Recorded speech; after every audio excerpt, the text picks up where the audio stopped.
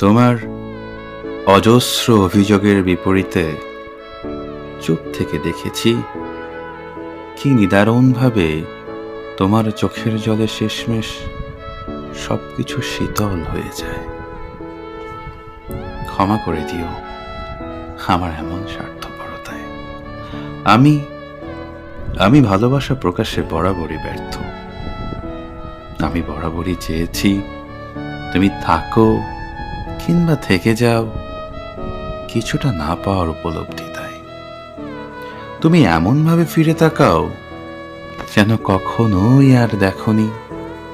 তুমি এমনভাবে বলে যাও যেন কখনোই আর ভালোবাসনি।